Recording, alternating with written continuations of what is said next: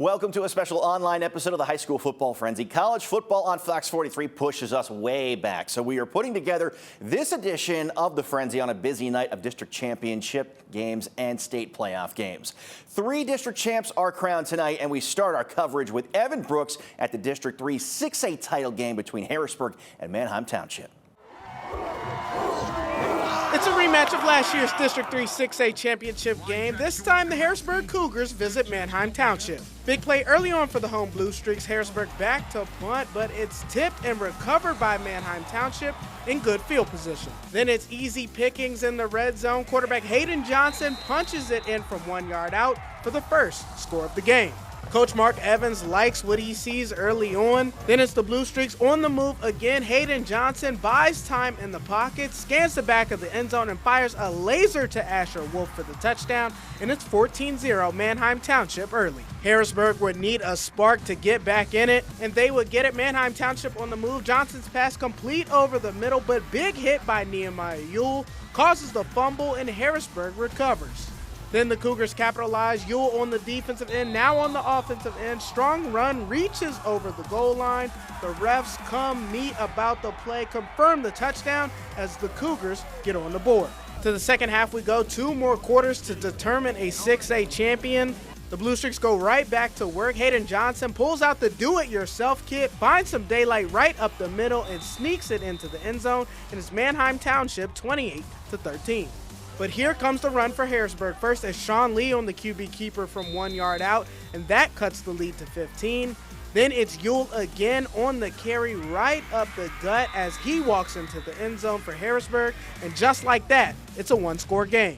Crunch time now for the Cougars, who trail by 8. Lee goes up top for his main target, Elias Koch, who somehow makes the great grab for the touchdown. And if it ain't broke, don't fix it. The Cougars go right back to Elias again. 2 straight plays, and we're all knotted up at 28 and headed to overtime. The Cougars would get the ball first and do their damage early. Nehemiah Yule finds some daylight and sneaks into the end zone. Are you kidding me? As Harrisburg takes the 34-28 lead. Last chance for the Blue Streaks to keep their season alive. 4th and goal. Johnson looks and fires, but the pass is broken up by Quincy Brannon. Can't connect with his receiver as Harrisburg comes back and clinches their first ever District 3 6A three-peat. 34-28 is the final. I'm very proud of my team. We came second half, we came prepared. We knew the goal. It was to come out and overpower them, and that's what we did. Coming in, they beat us convincingly beginning of the season, so we knew what we were up against, but our kids were resilient.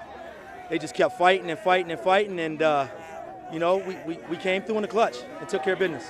The District 3 championship won for the books. The Harrisburg Cougars showed that championship grit and mentality with a fierce comeback on both sides of the ball, and now in historic fashion can call themselves district champions for the 3rd time in a row and make history with the three-peat. And now we send it over to Lindsey Barna, who has more from the 5A district championship. Thanks, Brooksy. School history on the line for both teams. Cocalico enters to hopefully win their first ever back-to-back District 3 titles, as Ephrata hopes to win their very first District 3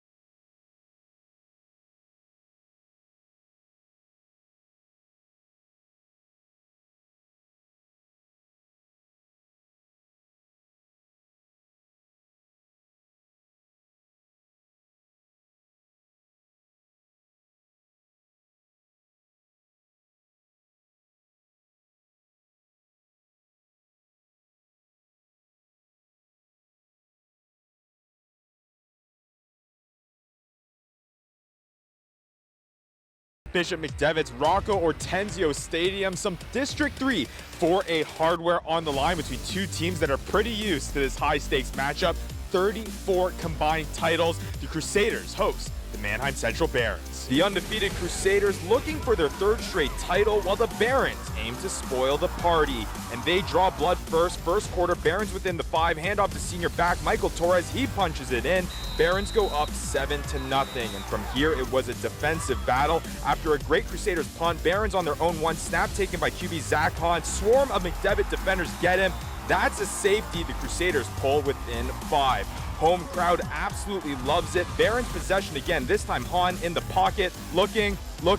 He airs it out, but overthrown, picked off by corner Chase Reagan, who looks upfield, finds open space, and is off to the races. Takes it 65 to the house. The McDevitt defense stepping up and put their team up 8-7. Special teams time. Crusaders set up for the punt, but it's too low. Goes off the back of a McDevitt blocker. Ball rolls into the end zone. Barons all over it, and their special teams stepping in to take the lead back 17-8, and that's how we'd head into the halftime break. Scoreless third quarter, jump ahead to the 4th. McDevitt offense still looking for their first score. Kentucky commit Stone Saunders scrambles to his right, heaves it downfield. Sophomore Gage Ruth hauls it in for the TD. Crusaders bring it within 1 score. Next drive, guess who? Saunders. There's a reason he's going to Kentucky. Pump fake, throw up the middle, and caught by senior Rico Scott for the game-winning touchdown. Crusaders take it 23-17 after the 4th quarter comeback, make it 3 division titles in a row. Coach, tell me about the heart of a champion. I'm proud. Like I said, we talked about after the Mount St. Joseph game is we have a heart of a champion, and that's what we were tonight. I think that's just a testament to our team about how we can overcome things and, how we got the heart of the champion. And, through all the bad stuff, we're going to come out and we're going to keep fighting until we can. McDevitt moves on to the State 4A semifinal and takes on Dallas. For the Frenzy, Ryan Yee, Fox